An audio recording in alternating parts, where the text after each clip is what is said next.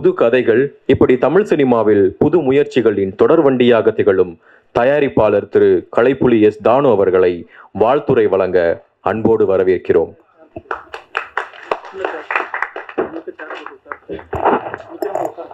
இன்ப நாள் இது, இனிய நாள் இது. செந்தமிழ் செல்வர் செந்தமிழன் தம்பி சீமான் அவர்கள் உள்ளிட்ட மேடையில் அமர்ந்திருக்கும் அத்தனை திரைத்துறை சார்ந்த நண்பர்களே, பத்திரிகை சகோதரர்களே, ஊடக தோழர்களே, நண்பர்களே, உங்கள் அனைவருக்கும் பணிவான என் மாலை தமிழ் வணக்கத்தின் மகிழ்வோடு தெரிவித்துக் கொள்கின்றேன். கருணாஸ் எனது உடன்பிறவா தம்பி. அவரது பெருமுயற்சியில் சல்லியர்கள் சங்கம் நாதம் இடப்போகிறது. அகிலமெங்கும் வெற்றி கொடி நாட்ட இருக்கிறது. சல்லியர்கள் சாமானியர்கள் அல்ல, சகாப்தம் படைக்கப் போகிறவர்கள், சரித்திரம் படைக்கப் போகிறவர்கள். ஆம், அங்கிங்கனாதபடி எங்கும் வெற்றி கொடி நாட்டிட இறைவனை இறைஞ்சி விடைபெறுகிறேன். நன்றி, வணக்கம். தயாரிப்பாளர் எஸ் தானு அவர்களுக்கு நன்றிகள். அடுத்ததாக அன்பு அண்ணன் தயாரிப்பாளர் திரு சிவா கிலேரி அவர்களை வாழ்த்துரை வழங்க வரவேற்கிறோம்.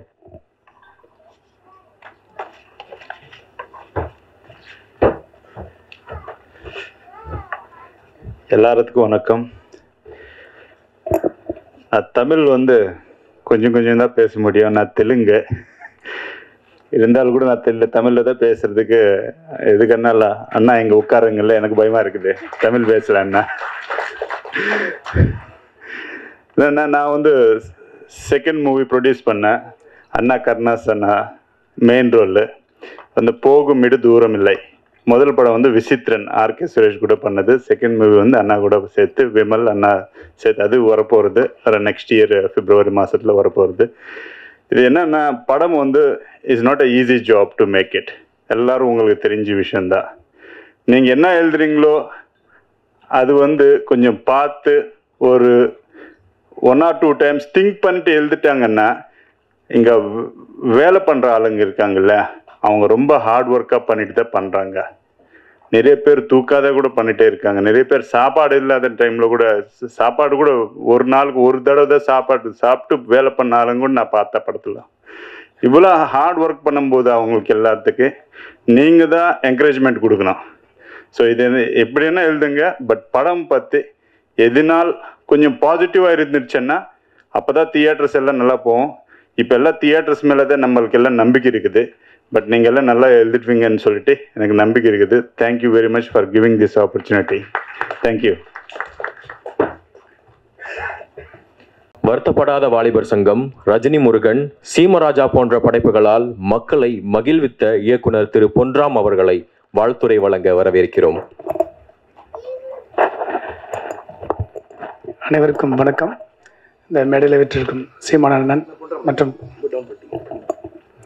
கருணாஸ் அண்ணன் மற்றும் இந்த படத்துக்கு விழாவிற்கு வந்திருக்கிற அனைவருக்கும், பத்திரிகை நண்பர்களுக்கும் வணக்கம். 2 நாளைக்கு முன்னாடி தான் இந்த படம் பார்த்தேன், சல்லியர்கள். நான் அண்ணன் கூப்பிட்டார் ஃபங்க்ஷனுக்கு. ஆனால் எனக்கு எதுவுமே தெரியாது, படம் பார்க்கலாமான்னு கேட்டேன். இமீடியட்டாக படம் காமிச்சாங்க. உண்மையே சொல்கிறேன், உணர்வுபூர்வமான ஒரு அற்புதமான படைப்பு தான் அந்த சல்லியர்கள். இந்த படத்தில் நந்தினின்னு ஒரு கேரக்டர் நடிச்சிருக்காங்க. ரியலாகவே ஒரு அந்த அவங்களுக்கு எவ்வளோ நாள் ட்ரைனிங் கொடுத்தாங்கன்னு தெரியாது. அற்புதமாக அந்த பொண்ணு பேலன்ஸ் பண்ணியிருக்காங்க. இந்த படத்தில் இன்னும் என்ன பண்ணும், ஓகேவா? ஸோ அதனால் இந்த படத்தில் ஒவ்வொருத்தரும் நடிச்சிருக்க பார்க்கும்போது ரொம்ப சூப்பராக இருந்துச்சு. இந்த கேஸ்டிங் சூப்பராக இருந்துச்சு. நந்தினி கேரக்டர் மட்டும் இல்லை, மற்ற எல்லா கேரக்டருமே அந்த டைரக்டர் கரெக்டாக கிட்டு சூப்பராக வேலை வாங்கியிருக்காரு. அது மட்டும் இல்லாமல் இது உணர்வுபூர்வமான ஒரு படமாக இருக்குது. இது ஒரு மண்ணை சார்ந்த உணர்வுபூர்வமான ஒரு படம். இதை படமாக சொல்கிறத விட நாவல் டைப்பில் இருந்துச்சு. அது ஒரு நாவலில் பார்த்தீங்கன்னா உங்களுக்கு எப்படி வேணாலும் நீங்கள் எழுதிட்டு போயிடலாம். ஆனால் நாவலுக்குள்ளேயும் ஒரு விசுவலேஷன் பண்ணுறது ரொம்ப கஷ்டம். நாவலை அந்த ஒரு உணர்வு தான் அந்த செல்லியில் எனக்கு கொடுத்துருச்சு படம் பார்க்கும்போது. எனக்கு ரொம்ப அந்த படத்தில் பிடிச்ச விஷயம் கேமரா ஒர்க் ஆகட்டும், அப்புறம் மற்ற காஸ்டிங் ஒர்க் ஆகட்டும். அதில் போர்க்காட்சிகள் பக்கா ட்ரைனிங் கொடுத்து பண்ணது மாதிரி இருந்துச்சுங்க. ட்ரைனிங் கொடுத்துருப்பாங்கன்னு நினைக்கிறேன். அவ்வளோ கிளியராக இருந்துச்சு இந்த படம். ஸோ இந்த படத்தை நம்பி எடுத்த டீமுக்கும், கருணாசன் மற்றும் கிட்டு தயாரிப்பாளர், இந்த படத்தோட மியூசிக் டைரக்டர்ஸ் அனைவருக்கும் இந்த படம் ஒரு நல்ல ஒரு மைல் ஸ்டோனாக இருக்கும்னு வாழ்த்தி விடைபெற நன்றி, வணக்கங்கள். இயக்குனர் திரு பொன்ராம் அவர்களுக்கு நன்றிகள். அடுத்ததாக இந்திரம், பம்மல் கே சம்பந்தம் திரைப்படங்களில் ஆரம்பித்து பேரன்பு போன்ற படைப்புகளால் திரையுலகில் பேரன்பை பெற்றிருக்கும் தயாரிப்பாளர் திரு PL தேனப்பன் அவர்களை வாழ்த்துரை வழங்க வரவேற்கிறோம். அனைவருக்கும் என்னோட மாலை வணக்கம். மேடையில் இருந்திருக்கும் திரு சீமான் அவர்களும் மற்றும் மேடையில் இருந்திருக்கும் எல்லாருக்கும் என்னோட பணிவான வணக்கங்கள். இந்த படம் நான் பார்த்தேன். நிச்சயமாக மேடை பேச்சுக்காக சொல்ல, நல்ல முயற்சி. அவர் கிட்டோட படம் அந்த மேதகுவும் பார்த்தேன், ரொம்ப தரமாக பண்ணியிருந்தார். இந்த படம் நிச்சயமாக, ஏன்னா இதில் என்ன நம்ம தமிழில் தான் பேசுகிறாங்க, அந்த இலங்கை தமிழில் பேசுறதுனால நிச்சயமாக இந்த படம் ஒரு நல்ல ரீச் ஆகும்னு நினைக்கிறேன். மேதகு கூட ஒரு நல்லா போச்சு, ஓடிடிலேயே பெரிய லெவலில் ஹிட்டான படம் மேதகு. அதுக்கு அடுத்து இந்த படம் முயற்சி எடுத்திருக்காரு. படம் நல்ல தரமான படம், நான் மேடைக்காக சொல்ல. நிச்சயமாக இந்த படம் ஓடுங்கிற நம்பிக்கை இருக்குது. ஏன்னா இன்னொரு இது என்ன, ஒரு இலங்கை படம் அப்படின்னு பார்க்காம ஒரு நல்ல ஒரு லவ் சப்ஜெக்டு. இப்போ ஒரு படங்கள், இப்போ கன்னத்தில் முத்தமிட்டால் எடுத்து பார்த்தா கூட அந்த லவ் எபிசோடு தான் படத்தை நிற்க வச்சுன்னு சொல்லலாம். அது மாதிரி இந்த படத்துலேயும் லவ் எபிசோடு ரொம்ப டிஃப்ரெண்ட்டாக பண்ணியிருக்காங்க. அப்புறம் நம்ம கருணாஸை பற்றியும் கிரேஸை பற்றியும் சொன்னால் எல்லாருக்கும் தெரிஞ்ச மேட்ரு தான். அவங்களுக்கு எவ்வளோ மியூசிக்கில் நாலேஜ் இருக்குது, எவ்வளோங்கிறது எல்லாருக்கும் தெரிஞ்ச உண்மை. அவரோட பையன் கென்னு உண்மையிலேயே ரொம்ப மெச்சூர்டாக இருக்குது. மியூசிக் இங்கே கென்னு வரலையா? நிச்சயமாக நல்ல ஒரு எதிர்காலம் இருக்குதுன்னு நினைக்கிறேன். கென்னுக்கு ரொம்ப அருமையாக அற்புதமாக மியூசிக் பண்ணியிருக்காரு. மற்றும் இந்த படத்தில் வேலை பார்த்துறவங்க தான் போட்டு சொன்னாங்களே, 30 பேர் தான் வேலை பார்த்தாங்க. படத்தில் எதுவுமே தெரியல, நல்ல தரமான படமாக நல்லா எடுத்திருக்காங்க. நிச்சயமாக அந்த படம் வெற்றி பெறணும். வெற்றி விழாவுக்கு நானும் கலந்துப்பேன். நன்றி, வணக்கம். PL தேனப்பன் அவர்களுக்கு நன்றிகள். அடுத்ததாக சல்லியர்கள் திரைப்படத்தில் வில்லனாக நடித்துள்ள கலைமாமணி திரு திருமுருகன் அவர்களை மேடைக்கு அழைக்கிறோம், வாழ்த்துரை வழங்கவும் அழைக்கிறோம்.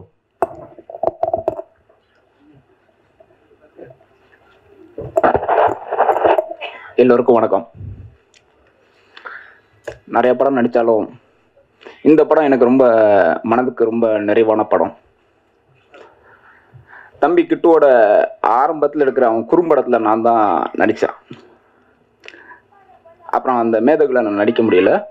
ஆனால் கிட்டு ஒரு பெரிய படைப்பாளியாகவும் அவன் தமிழ் சமூகத்துக்கு ரொம்ப முக்கியமான ஆள். அவனை எப்படியாவது தமிழ் திரையுள்ள கொண்டு வரணுங்கிறது எனக்கு என்னோட பெரிய விருப்பம். அதுக்காக அப்படி செஞ்சோம். மேதகு பெரிய வெற்றி பெற்றது. சல்லியர்கள் அதோட பெருசாக வெற்றி பெறும். சல்லியர்கள் ஒரு யுத்த களத்தில் நடக்கிற ஒரு படம். ஆனால் அது பார்வையாளனுக்கு ஒரு ஹீரோ வில்லன் படம் தான். ஒரு பக்கா என்டர்டெயின்மெண்ட் படம், நல்ல காதல் இருக்குது. ஒரு அரக்க கூட்டத்துக்கும் ஒரு அறத்தோடு நிற்கிற கூட்டத்துக்கும் இடையில் நடக்கிற யுத்தத்தில் நடக்கிறதான் கதை. நீங்கள் வெகுஜன ரசிகராக இருந்தால் உங்களுக்கு 100% இந்த படம் பிடிக்கும். நீங்கள் தமிழ் உணர்வாளர்களாக இருந்தால் 1000 முறை உங்களுக்கு பிடிக்கும். அவ்வளோ சிறந்த படைப்பு. அந்த படத்தை நான் நடிச்சிருக்கிறேன், அந்த தம்பிகள் நடிச்சிருக்காங்க, எல்லாம் நல்லா பண்ணியிருக்காங்க. இந்த படைப்பை ஒரு பெரிய படப்பாக கொண்டாந்து சேர்க்கறதுக்கு மிக முக்கியமான காரணம் கருணாசனம் தான். இந்த திரையுலகில் அவர் ஆரம்ப காலகட்டத்திலிருந்து நிறையா முயற்சிகள் எடுத்திருக்கிறாரு. அவர் நிறையா வெற்றிகளையும் தோல்விகளையும் மாற்றி மாற்றி பார்த்தவர். ஆனால் இந்த படத்துக்கு தோள் கொடுத்து நிற்கிறது அவரோட இன உணர்வையும் காட்டுது. இந்த படம் நிச்சயமாக அவருக்கு ஒரு பெரிய வெற்றி படமாக இருக்குன்னு நான் நம்புகிறேன். இந்த படத்துக்கு மேடையில் இருக்கிற எல்லாரும் என்னோட நிறையா பல காலகட்டங்களில் நான் பயணிச்சிருக்கிறேன். அதில் எங்கள் அண்ணன் சீமானன் இந்த விழாவில் இருக்கிற மேடையில் நானும் இருக்கிறத ரொம்ப பெருமையாக கதறுதுறேன். இன்றைக்கி எனக்கு பிறந்த நாளும் கூட. இந்த படத்துக்கு கிடைக்கிற வாழ்த்தை எனக்கு கிடைக்கிற வாழ்த்தாவே நினைக்கிறேன். ஏன்னா உண்மையிலேயே நிறைவான படம். இந்த படத்தில் உலகத்தமிழர்கள் எல்லாரும் ஒன்று கூடி இந்த மாதிரி படைப்புகளை நீங்கள் வெற்றி பெற வச்சிங்கன்னா, ஏன் நம்ம ஊரில் ஒரு இன்னசென்ட் வாய்ஸ் இல்லை, ஏன் நம்ம ஊரில் ஒரு ஹோட்டல் ரவாண்டா இல்லை அப்படின்னு நல்ல உலக படங்கள் பார்க்குற, யுத்த காலத்தில் நடந்த படங்களை பார்க்குற எல்லாருக்கும் ஒரு ஏக்கம் இருக்கும். அந்த படத்தை முதலாக ஈழத்தமிழ் பிரச்சனையை கையாண்ட படங்களில் இந்த படம் தான் இது வரைக்குமான வந்த படங்கள்ல ஆகச்சிறந்த படமா இருக்கும். இதை நான் அதிகபட்ச இதுல உணர்ச்சி வசப்பட்டு அப்படியெல்லாம் நான் நடித்த படம்னு சொல்லலை, நான் ஒரு ரசிகனா சொல்றேன். இந்த படம் அந்த தரத்தில் இருக்கு. நன்றி, வணக்கம். அடுத்ததாக திரு வசீகரன் அவர்கள் ஒரு சில வார்த்தைகள் வாழ்த்துரை அளிக்குமாறு கேட்டுக்கொள்கிறோம். தாய் தமிழக உறவுகளுக்கும் உலகத்தமிழ் உறவுகள் அனைவருக்கும் வணக்கம். மற்றும் இந்த அவையில் வீட்டிற்கும் அண்ணன் செந்தமிழன் சீமான் அவர்களுக்கும், தம்பி கிட்டு, கருணாசனன் அனைவருக்கும் மற்றும் அனைத்து பெருங்கலைஞர்களுக்கும் நன்றி. 2009ஆம் ஆண்டுக்கு பிறகு தமிழ் திரைப்படங்கள் எப்படி இருக்க வேண்டும் என்ற ஒரு சூழ்நிலையில் 2008ஆம் ஆண்டு எங்கள் சூரியன் அடுத்த தலைமுறையிடம் இந்த போராட்டத்தை ஒப்படைக்கிறேன் என்று சொல்லியிருந்தார். அந்த வகையில் அகிம்சை வழியில் போராடிய இனம் ஆயுதமேந்தி போராடியது. இன்று நாங்கள் அறிவாயுதம் ஏந்தி போராட வேண்டிய ஒரு சூழ்நிலையில் இருக்கின்றோம். கடந்த 14 ஆண்டுகளில் எம்மினம் வீழ்ந்து கிடந்ததாக நினைத்து கொண்டிருக்கிறார்கள். இந்த சினிமா என்னும் ஊடகத்திற்கூடாக சரியான திரைப்படங்கள் வர வேண்டும் என்ற 10 நோக்கங்களில் ஒரே நோக்கத்திற்காகவும் நோர்வே தமிழ் திரைப்பட விழா 2010ஆம் ஆண்டு ஆரம்பிக்கப்பட்டது. தமிழ்நாட்டிலிருந்து தமிழர்களுடைய கலை, கலாச்சாரம், பண்பாடு, வாழ்வியல், வரலாறு, பலிகளை பேசுகின்ற திரைப்படங்களுக்கு முன்னுரிமை கொடுத்து, தமிழ் என்றால், தமிழரின் அடையாளம் என்றால் அந்த சினிமாவும் அப்படி இருக்க வேண்டும். தொடர்ச்சியாக 14 ஆண்டுகளாக அப்படிப்பட்ட திரைப்படங்களைத்தான் நாங்கள் தெரிவு செய்து அதற்காக உலகத் தமிழர்களின் பாராட்டாக சிறந்த அங்கீகாரம் தொடர்ச்சியாக வழங்கி வருகின்றோம். அந்த தமிழர் விருது எங்கள் தமிழீழம் அமைந்திருந்தால் அந்த நாட்டுக்கே உரித்தான ஒரு விருதாகத்தான் அதை எண்ணி நான் இத்தனை வருடம் தனி ஒருவனாக இருந்தாலும் 5 நண்பர்களோடு தொடர்ச்சியாக வந்து அந்த திரைப்பட விழாவை வந்து நடத்தி வருகின்றேன். அந்த வகையில் கடந்த 2 ஆண்டுகளுக்கு முன்பாக மேதகு திரைப்படத்தை மிக சிறப்பாக எங்கள் திரைப்படம் எந்த மொழி பேச வேண்டும், எப்படி இருக்க வேண்டும் என்பதற்கு எடுத்துக்காட்டாக தம்மை கிட்டு மிக சிறப்பாக அந்த எங்களுடைய கூத்துக்கலை கூடாக அந்த கதை நகர்த்தலை மிக தெளிவாகவும் சிறப்பாகவும் செய்து உலகத் தமிழுடைய அந்த திரைப்படத்தை கொண்டு சேர்த்தோம். அதற்காக நானும் நோர்வே நாட்டில் இருந்து நிறைய உழைத்தேன். அந்த படம் எங்களுடைய மக்களிடம் கொண்டு சேர்க்க வேண்டும். அதற்காக இன்று தமிழ் சினிமாவில் 200க்கும் மேற்பட்ட திரைப்படங்கள் வருகின்றன. தமிழக கலைஞர்களாக இருந்தாலும், தமிழக மக்களாக இருந்தாலும் சரி, இன்று எங்களுடைய ஈழத்தில் வாழ்கின்ற மக்களாக இருந்தாலும் சரி, போதை வஸ்து, வன்முறை கலாச்சாரம் இவைகளை விதைக்கின்ற திரைப்படங்கள் தான் அண்மை காலங்களில் வருகின்றன. மிகவும் மனவேதனையாக இருக்கின்றது. எப்படிப்பட்ட திரைப்படங்களை எடுக்க வேண்டும் என்று எங்களுடைய உறவுகள் நிச்சயமாக சிந்திக்க வேண்டும். சிறந்த திரைப்படங்களை உருவாக்குவார்கள் என்ற நம்பிக்கையில் இந்த சல்லீர்கள் திரைப்படமும் மிகப்பெரிய வெற்றி பெறும் என்ற நம்பிக்கை எனக்குண்டு. இந்த திரைப்படத்தை உலகமெங்கும் திரைப்படுவதற்காக அண்ணன் கருணாஸ் அவர்களுக்கும் தம்பி கிட்டவர்களுக்கு நான் மிகவும் பெருந்துணையாக இருப்பேன். ஏற்கனவே அவர்களோடு கதைத்திருக்கின்றேன். ஏனென்றால் இப்படி படங்கள் இன்றைக்கு தமிழகத்தில் வெளியாகிற சூழலும் சரி, அங்கேயும் சரி நிறைய கஷ்டம், போராட்ட வழி இருக்கு. ஆனால் அதையெல்லாம் தாண்டி நாங்கள் கடுமையாக உழைத்து இந்த திரைப்படத்தை கொண்டு வருவோம். இது போன்ற படங்கள் தொடர்ந்து அடுத்த 2024 வரப்போகுது என்ற மகிழ்ச்சியான செய்தியை உங்களுக்கு சொல்லிக் கொள்கின்றேன். நன்றி, வணக்கம். முன்னதாக திருமுருகன் அண்ணனுக்கு பிறந்தநாள் வாழ்த்துக்கள் அனைவரின் சார்பாகவும். அடுத்ததாக இந்தியன் சினிவே தயாரிப்பு நிறுவனத்தின் நிறுவனரான தயாரிப்பாளர், நடிகர், கலைமாமணி சேது கருணாஸ் அவர்களை வாழ்த்துரை வழங்க வரவேற்கிறோம்.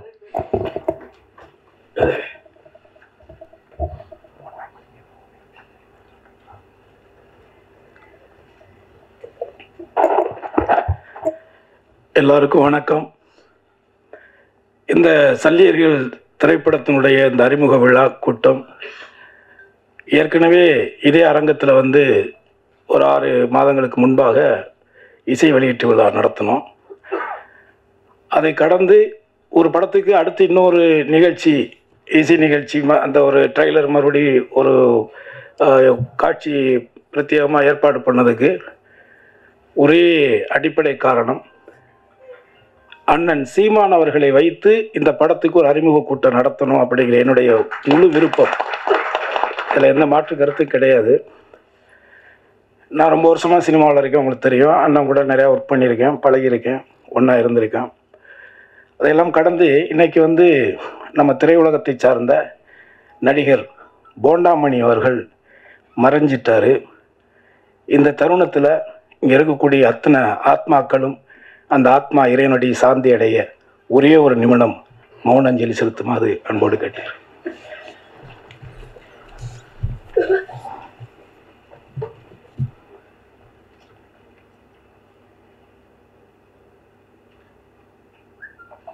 நன்றி. இந்த விழாவினுடைய அழைப்பை ஏற்று இங்கே வந்திருக்கக்கூடிய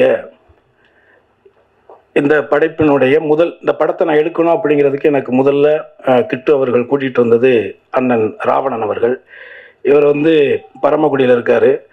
ரொம்ப சராசரியான ஒரு சாதாரண ஒருத்தர் தான், பெரிய வசதி வாய்ப்புகள்லாம் கிடையாது. ஆனால் இந்த படம் எடுப்பதற்காக முன்படமாக 10 லட்சம் ரூபாயை முதன்முறையாக கொடுத்து இதை துவக்கி வைத்தது இவர் தான். ஸோ இப்படி ஒரு சாதாரண ஒரு கிராமத்தில் இருக்கிற ஒருத்தருக்கு இவ்வளோ உணர்வு இருக்கும் பொழுது, சினிமாவுக்குள்ளே இருக்கிறோம், இந்த மொழியை வச்சு தான், இந்த இனத்தை வச்சு தான் நம்மளாம் இன்றைக்கி வாழ்ந்துக்கிட்டே இருக்கோம். அப்போ நம்ம ஏதாவது செய்யக்கூடாதுங்கிற அந்த ஒரு வெறி எனக்கு வந்தது அண்ணனை பார்த்து தான். அதற்கு அடுத்ததாக இவருடைய நண்பர் நேசமணி அண்ணன் அவர் வெளிநாட்டில் இருக்கார். ஸோ அதற்கு அடுத்ததாக எனது தம்பி கரிகாலன், அவருடைய மனைவி தான் என்னுடைய தங்கச்சி தான் அது. ஸோ அவன் தான் நீங்கள் பண்ணுங்கள், நீங்கள் நமக்குன்னு ஒரு இந்த மாதிரியான படைப்புகளை, தமிழர்களுடைய மறைக்கப்பட்ட வரலாறுகளை வரக்கூடிய கால சந்ததிகளுக்கு எடுத்து சொல்லக்கூடிய ஒரு காரியத்தை நீங்கள் செய்யுங்க, அதுக்கு உங்களுக்கு நான் கூட இருக்கிறேன் அப்படிங்கிற ஒரு உத்வேகத்தை கொடுத்து இந்த நிமிடம் வரை எனக்கு உறுதுணையாக இருக்கக்கூடிய எனது தம்பி கரிகாலனுக்கு இந்த நேரத்தில் நான் நன்றியை தெரிவிச்சுக்கிறேன்.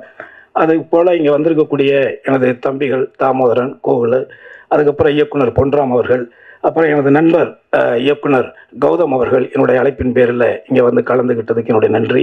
அடுத்து என்னுடைய தம்பி தெலுங்குக்காரன் நம்ம சிவா, அவன் ஒரு படம் பண்ணியிருக்கிறான். அந்த படத்தில் பெரிய நல்ல கேரக்டர் நான் நடிச்சிருக்கிறேன். அது பிப்ரவரி மாதத்தை அதையும் வெளியிட போகிறோம். அதுவும் ICW தான் ரிலீஸ் பண்ணோம். அடுத்து எனது நீண்டகால நண்பரும் எனது அருமை அண்ணனுமான தேனப்பன் அவர்கள், அதுக்கப்புறம் நடிகர்கள் 2 பேர், மகேந்திரன் தம்பி 2 பேருமே நல்லா இதில் குறிப்பாக ரொம்ப நல்லா நடிச்சிருக்கிறாங்க. நீங்கள் படம் பாருங்கள். அடுத்து என்னுடைய அழைப்பை ஏற்று முதலாக தன்னுடைய வாழ்த்துறையை வழங்கி சென்றிருக்கக்கூடிய எனது அப்பா தானு அவர்களுக்கு இந்த நேரத்தில் என்னுடைய நன்றி. அதே மாதிரி இந்த கதையை நம்ம பண்ணணும் அப்படிங்கிறது மேதகு படம் பார்த்து தான் எனக்கு அந்த உணர்வு வந்துச்சு. அவர் சொன்னதை சரியாக பண்ணியிருந்தார். ஸோ அவர் என்ன கேட்டாரோ அதை நான் சிறப்பாக ஒரு தயாரிப்பாளராக அவர் செஞ்சு கொடுத்துருக்கேன். அவரும் நேர்மையாக உண்மையாக இந்த படத்துக்கு உழைச்சிருக்காரு, ஒர்க் பண்ணியிருக்காரு.